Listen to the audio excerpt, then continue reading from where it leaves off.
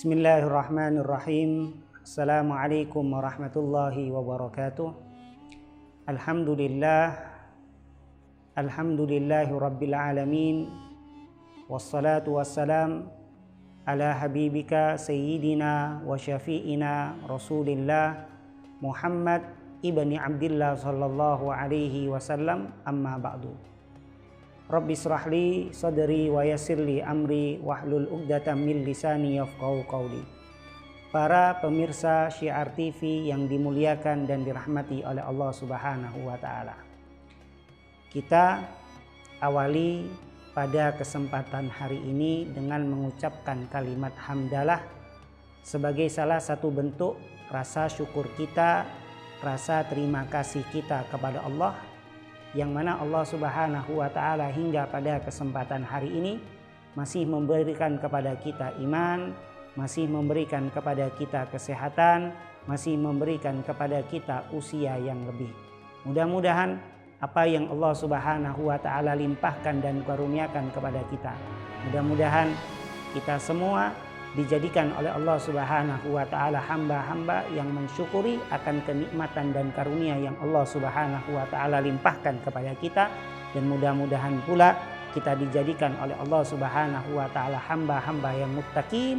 Amin amin ya rabbal alamin.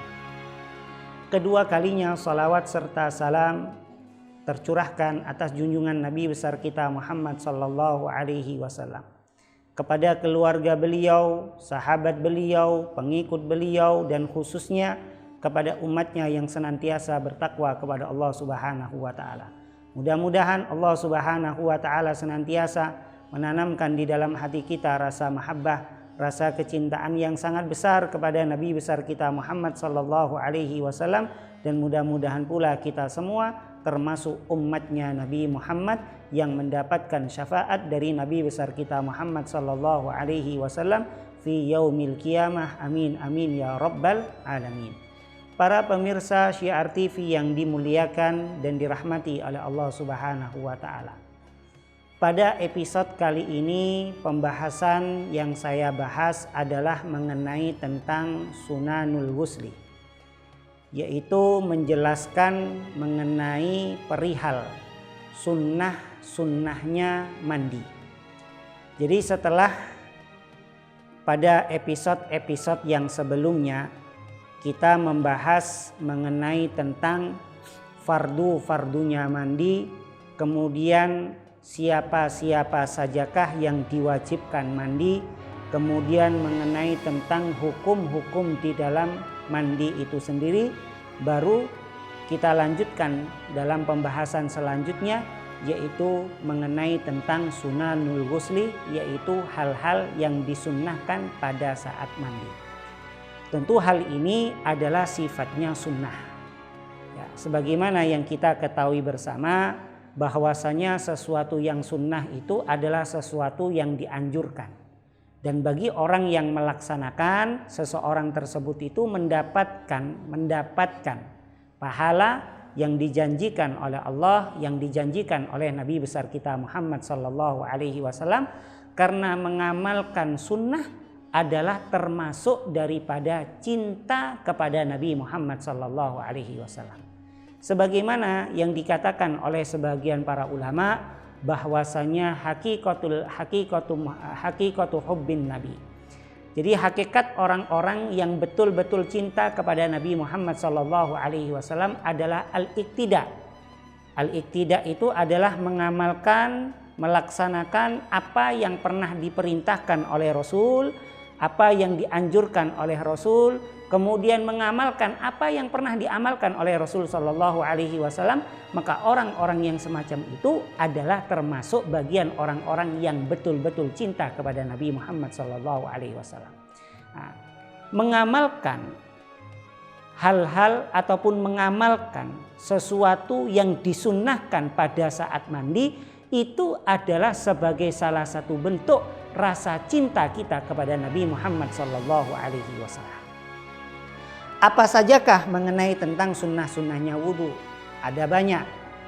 Ada sebagian ulama mengatakan ada 10, ada sebagian ulama mengatakan 15, ada sebagian ulama mengatakan 20, ada yang mengatakan 17, banyak.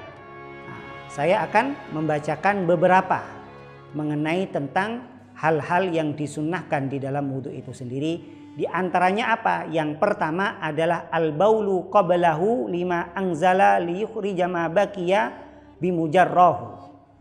Yang pertama, ketika seseorang tersebut itu mandi, disunnahkan untuk buang air kecil. Ya. Jadi disunnahkan untuk buang air kecil sebelum mandi. Itu adalah hukumnya sunnah. Ya. Kalau seandainya seseorang tersebut itu tidak bisa kencing seumpama, ataupun dipaksa seperti apapun tidak bisa, maka ya tidak ada, jangan dipaksakan kalau memang tidak bisa. Nah, tetapi di sini adalah sifatnya sunnah ketika seseorang tersebut itu sebelum mandi besar ataupun sebelum mandi sunnah, itu disunnahkan adalah al-baulu qablahu, yaitu disunnahkan untuk buang air kecil sebelum mandi. Tujuannya apa? Tujuannya supaya kotoran-kotoran yang ada di kubul itu keluar semua agar dapat dibersihkan dan disucikan. Jadi dianjurkan untuk buang air kecil dahulu. Itu hukumnya sunnah.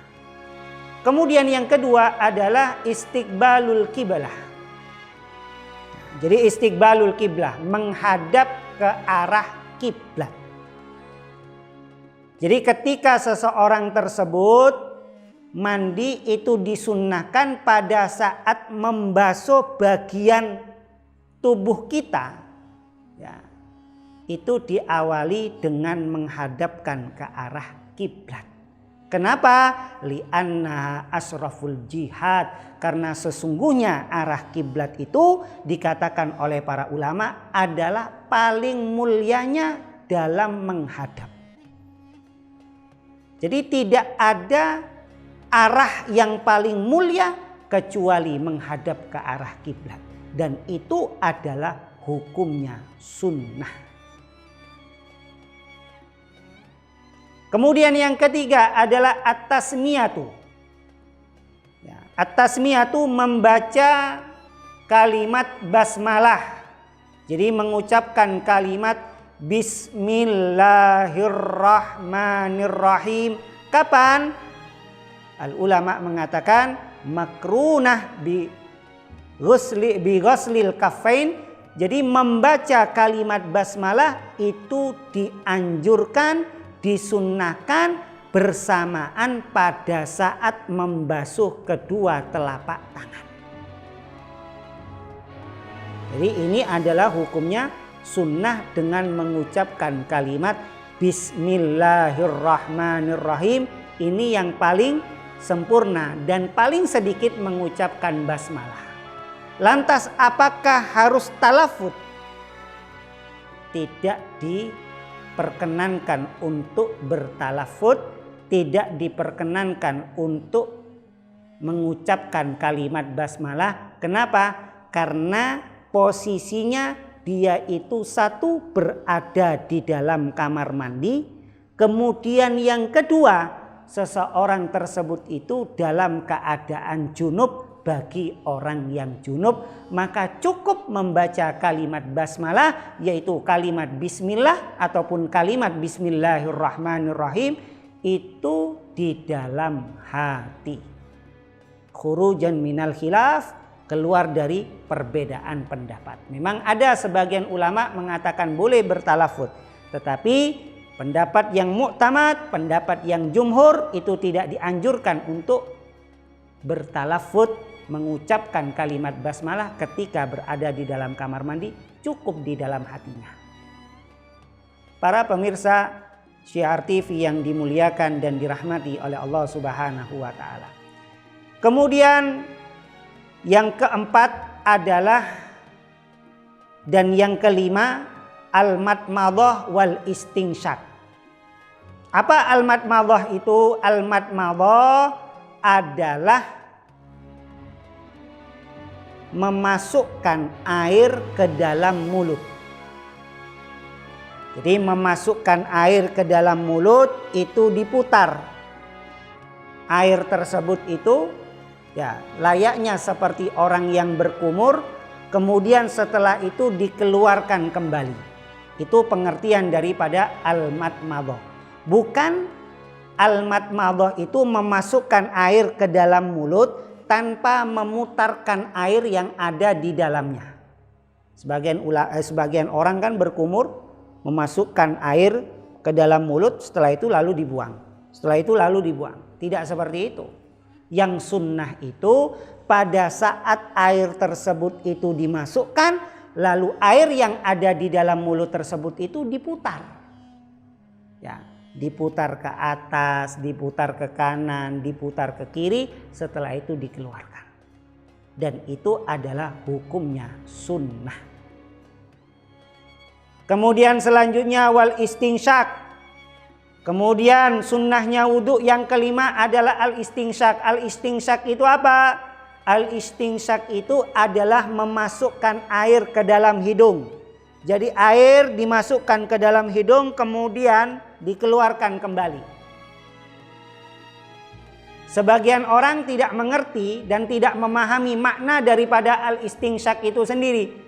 Ya, sebagian orang khususnya para masyarakat awam yang tidak mengetahui pengertian istinsyak itu sendiri, mereka beranggapan bahwasanya istinsyak itu sendiri adalah mengeluarkan kotoran yang ada di dalam hidung. Kalau bahasa Surabayanya itu dengan sisi. Tidak seperti itu. Memang mengeluarkan kotoran yang ada di dalam hidung, tetapi caranya adalah dengan cara menghirup air tersebut itu masuk ke dalam hidung kemudian dikeluarkan kembali. Dan itu adalah cara al-istinsyak. Dan itu adalah hukumnya sunnah. Sebagian para ulama itu mengatakan bahwasanya meninggalkan al-madmadah, meninggalkan al-istinsyak itu adalah hukumnya makruh. Sebagian ulama di kalangan al-ulama asy-Syafi'iyah itu mengatakan hukumnya makruh meninggalkan al-madmadah, al-istinsyak pada saat mandi. Para pemirsa Syiar TV yang dimuliakan dan dirahmati oleh Allah Subhanahu wa taala. Kenapa? Karena di dalam madhab al-Imam Ahmad bin Hanbal. Ya. Di dalam madhab al-Imam di dalam madhab al-Imam Ahmad bin Hanbal bahwasanya melakukan al-madmadah, memasukkan air ke dalam mulut, kemudian melakukan al-istinsyak, memasukkan air ke dalam hidung, itu di kalangan ulama Ahmad bin Hanbal, yaitu di kalangan ulama Hanabilah, itu hukumnya wajib baik pada saat berwudu ataupun pada saat mandi. Ini di kalangan ulama Hanabilah, yaitu di kalangan ulama madhab al-Imam Ahmad bin Hanbal. Kemudian di kalangan ulama Hanafiyah, itu mengatakan bahwasannya melakukan al-madmadah, kemudian melakukan al-istinsyak itu adalah hukumnya wajib pada saat mandi. Tapi sunnah pada saat wudu. Ketika seseorang tersebut itu pada saat mandi, itu hukumnya wajib. Ini di kalangan ulama Hanafiyah. Tetapi di kalangan ulama asy-Syafi'iyah, pendapat yang jumhur bahwasannya melakukan al-madmadah, melakukan al-istinsyak itu adalah hukumnya sunnah. Tetapi ada pendapat di kalangan ulama asy-Syafi'iyah mengatakan bahwasanya tidak melakukan al-madmadah, tidak melakukan al-istinsyak itu adalah hukumnya makruh. Jadi meninggalkan madmadah, meninggalkan istinsyak itu hukumnya makruh. Sebagian ulama Syafi'iyah. Tetapi di kalangan mayoritas, di kalangan ulama Syafi'iyah itu adalah hukumnya sunnah. Para pemirsa Syiar TV yang dimuliakan dan dirahmati oleh Allah Subhanahu wa taala. Kemudian sunnahnya mandi yang ke-6 adalah as-siwak, memakai siwak. Jadi memakai siwak yang paling afdol ya memakai kayu arok pada umumnya itu. Apakah boleh seseorang tersebut itu bersiwak dengan memakai pasta gigi ataupun memakai gosok gigi seperti sikat gigi? Apakah boleh? Boleh. Makanya dianjurkan ketika seseorang tersebut itu sebelum mandi, sebelum membasahi seluruh anggota tubuhnya dengan air, disunnahkan seseorang tersebut itu melakukan ataupun memakai siwak. Kalau tidak ada siwak ya dengan menggunakan sikat gigi ataupun pasta gigi pada umumnya. Itu adalah hukumnya sunnah. Itu yang kan. Kemudian yang ketujuh. Yang ketujuh apa? Yang ketujuh di dalam sunnah-sunnahnya mandi adalah al-qiyam. Ketika seseorang tersebut itu mandi disunnahkan dalam keadaan berdiri. Kenapa disunnahkan dalam keadaan berdiri? Supaya air tersebut itu rata. Mulai dari ujung rambut sampai ujung kaki. Rata dengan air. Apakah boleh seseorang tersebut itu mandi sambil duduk? Boleh. Tapi yang sunnah yaitu mandi dalam keadaan berdiri. Jadi hukumnya adalah sunnah. Tidak dalam keadaan duduk ataupun dalam keadaan tidur seperti kamar mandi yang ada bedroomnya. Ya, jadi semacam kayak ada bak mandi. Ya, orang itu sambil tiduran. Apakah boleh? Boleh, tapi tidak dapat pahala sunnah. Yang sunnah adalah pada saat mandi membasahi tubuhnya mulai dari ujung rambut sampai ujung kaki itu dianjurkan dalam keadaan berdiri. Itu yang ke-7. Kemudian as-sabi, kemudian itu yang ke-7 tadi. Kemudian as-samin yang ke-8 adalah izalatul qadari qablahu. Menghilangkan kotoran-kotoran yang ada di tubuh kita, termasuk najis. Jadi sebelum kita mandi, ya kalau ada kotoran itu dibersihkan dulu. Makanya ketika orang buang air kecil, buang air besar, ya itu harus istinja terlebih dahulu. Disucikan dulu sisa-sisa kotoran yang ada di kubul, yang ada di dubur, itu disucikan dulu, dibersihkan dulu. Setelah itu mandi. Dan itu adalah cara yang disunnahkan, yang dianjurkan oleh Nabi besar kita Muhammad sallallahu alaihi wasallam dan yang telah diijtihadkan oleh para ulama, khususnya ulama di kalangan ulama asy-Syafi'iyah. Kemudian yang ke-9 al-wudu qablahu.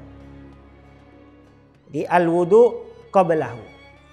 Disunnahkan seseorang tersebut itu untuk berwudu terlebih dahulu sebelum ia mandi, sebelum ia membasuhi seluruh anggota tubuhnya dengan air.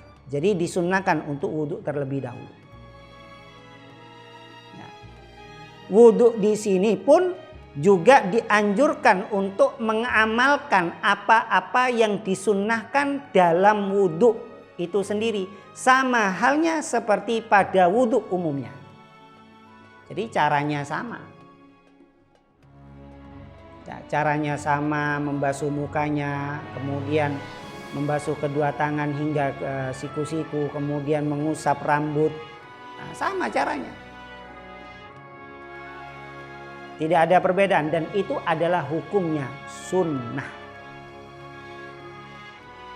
Kemudian selanjutnya lagi daripada sunnah-sunnahnya wudu yang ke-9 adalah takhlilus sya'ri, menyela-nyelai rambut.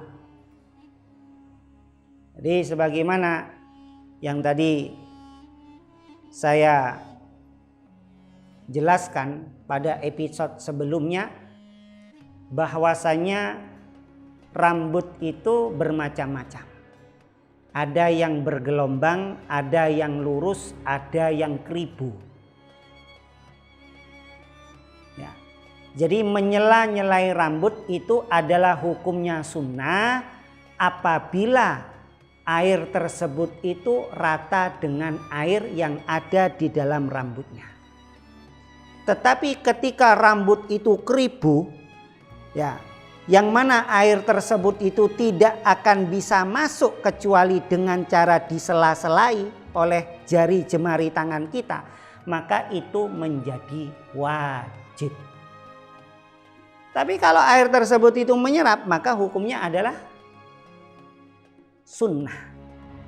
Baik rambut yang ada di kepala kita ataupun yang ada di bagian tubuh-tubuh yang lain, seperti yang ada di kedua ketiak kita, kemudian yang ada di kemaluan kita, kemudian yang ada di wajah kita seperti jenggot, kemudian jambang, ya, dan sebagainya. Ya, maka itu adalah hukumnya sunnah untuk disela-selai. Kemudian sunnahnya wudhu yang ke-10 apa? Ad-dalku. Dalku itu adalah digosok. Jadi ketika mandi jangan hanya disiram saja, tapi dianjurkan untuk digosok. Nah, dulu di zaman Rasul SAW kan tidak ada sabun. Alhamdulillah sekarang sudah ada sabun. Jadi memakai sabun pada saat mandi itu ada manfaatnya apa? Supaya tubuh kita itu digosok. Ya, kalau orang memakai sabun nggak digosok kan nggak akan berbusa, nggak akan bisa rata dengan sabun. Oleh sebab itu ada manfaatnya, ada hikmahnya. Kenapa adanya sabun? Supaya ketika kita mandi, ya kita mampu dengan cara menggosok. Kenapa? Karena menggosok itu adalah hukumnya sunnah. Kemudian ya, di kalangan ulama Hanafiyah, itu ya, di kalangan ulama Hanafiyah bahwasanya ad-dalku, menggosok pada saat mandi, menggosok anggota tubuh pada saat mandi itu adalah hukumnya wajib. Ya. Begitu juga ada seorang ulama yang bermadhab al-Imam Asy-Syafi'i seperti al-Imam al-Muzanni. Al-Imam al-Muzanni itu mengatakan menggosok itu adalah hukumnya wajib. Al-Imam Muzanni adalah salah satu ulama yang bermadhab al-Imam Asy-Syafi'i. Beliau mewajibkan, tetapi pendapat yang jumhur, pendapat mayoritas di kalangan ulama Asy-Syafi'iyah itu adalah hukumnya sunnah. Ya. Kemudian selanjutnya lagi yang ke-11 adalah at-tayammun. At-tayammun itu adalah mendahulukan bagian tubuh yang bagian kanan. Jadi bagian kanan yang ada di tubuh kita itu dianjurkan untuk dibasuh terlebih dahulu. Ya. Jadi dianjurkan untuk bagian yang kanan terlebih dahulu. Dan itu adalah bukan sesuatu yang wajib, bukan sesuatu yang harus, tapi sesuatu yang sunnah.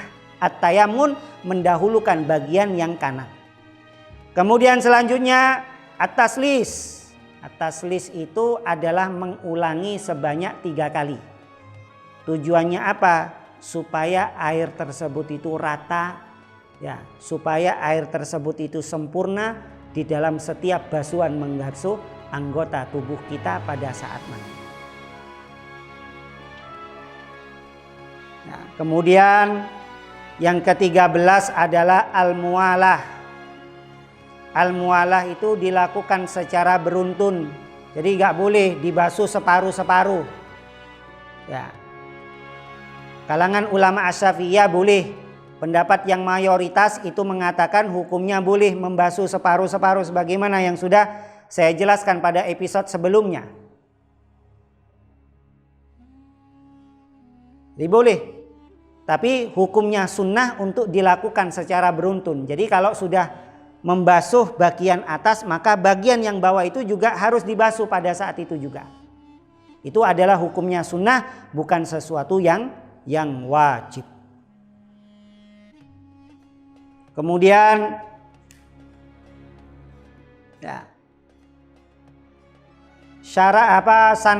Sunnahnya mandi yang ke-14, ayyaktasila mastural aurah. Nah, disunnahkan seseorang tersebut ketika mandi itu menutupi aurat, terutama aurat kubul wad dubur. Nah, kubul wad dubur ini kalau memungkinkan, kalau tidak memungkinkan ya tidak ada masalah. Ya, apalagi ya kamar mandi di zaman sekarang itu sudah tertutup. Beda dulu. Ya, orang yang hidup di pedesaan yang mana belum ada listrik, belum ada pompa air, mereka mandi di sumur. Ya, dengan cara bersama-sama. Ya, maka tidak diperkenankan, maksudnya tidak dianjurkan seseorang tersebut itu dalam keadaan telanjang bulat, apalagi mandi dalam keadaan bersama. Meskipun itu sama-sama laki-lakinya. Ataupun meskipun itu sama-sama perempuannya, maka dianjurkan untuk menutupi auratnya, terutama auratnya kubul wad dubur. Tapi alhamdulillah sekarang kamar mandi sudah dalam keadaan tertutup semua. Ya. Tidak ada orang yang mampu melihatnya, kecuali orang-orang yang memiliki kelainan ya, untuk merekam dan sebagainya. Kemudian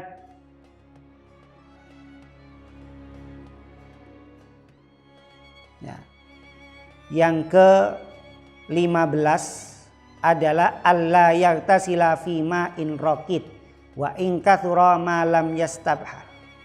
Nah, di sini dikatakan seseorang tersebut itu dianjurkan untuk tidak mandi di air yang tenang. Seperti apa? Kolam renang. Kolam renangnya ini dipakai orang banyak. Semuanya orang kumpul jadi satu di dalam kolam renang tersebut. Ya, mungkin ada sebagian orang yang kencing di dalam kolam renang tersebut tanpa sepengetahuan kecuali dirinya sendiri. Maka hal yang semacam itu tidak dianjurkan untuk mandi di tempat tersebut.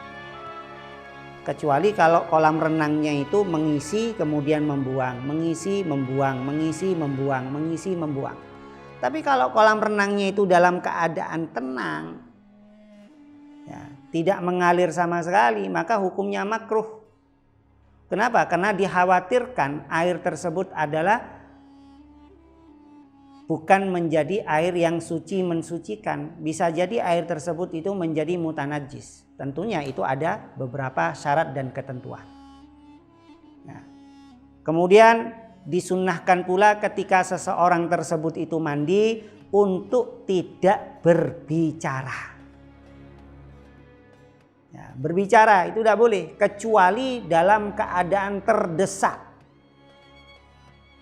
Ya, yang diharuskan kita berbicara seperti ada orang yang memanggil-manggil kita yang ada di dalam kamar mandi, ya seperti toilet umum, kemudian didok-dok siapa ini, ada orang enggak, kemudian kita berbicara, oh ada orang di dalamnya. Nah, maka orang yang semacam ini tidak ada masalah. Tetapi ketika seseorang tersebut itu tidak dalam keadaan darurat, tidak ada hajat, ya kemudian bernyanyi, berbicara di dalam kamar mandi, ataupun sampai membaca sholawat di dalam kamar mandi, itu adalah hukumnya makruh dan lebih baik kita tinggalkan. Kenapa? Kalau kita tinggalkan mendapatkan pahala sunnah. Dan itu mengenai tentang hal-hal yang disunnahkan pada saat mandi. Para pemirsa Syiar TV yang dimuliakan dan dirahmati oleh Allah Subhanahu wa taala, demikian apa yang saya sampaikan mengenai tentang sunnah-sunnahnya mandi. Bahwasanya sunnah-sunnahnya mandi ini tidak hanya berlaku bagi mandi wajib saja, tidak hanya berlaku bagi mandi sunnah saja, tetapi juga berlaku pada mandi-mandi yang lain yang sifatnya mandi biasa. Itu juga dianjurkan ketika berada di dalam kamar mandi itu tidak berbicara kemudian mendahulukan bagian tubuh yang kanan dulu dan sebagainya. Dan mudah-mudahan apa yang saya sampaikan ini bisa bermanfaat kepada kita semua, dan mudah-mudahan pula bisa bermanfaat kepada umat Islam, khususnya kepada diri saya pribadi. Dan mudah-mudahan Allah Subhanahu wa taala senantiasa memberikan kita ilmu yang manfaat, ilmu yang barokah, dan mudah-mudahan kita diberikan usia yang bermanfaat dan usia yang bermanfaat barokah, dan mudah-mudahan pula kita meninggal dalam keadaan husnul khatimah. Amin amin ya rabbal alamin. Kurang lebihnya kami minta maaf. Wabillahi taufiq wal hidayah. Assalamualaikum warahmatullahi wabarakatuh.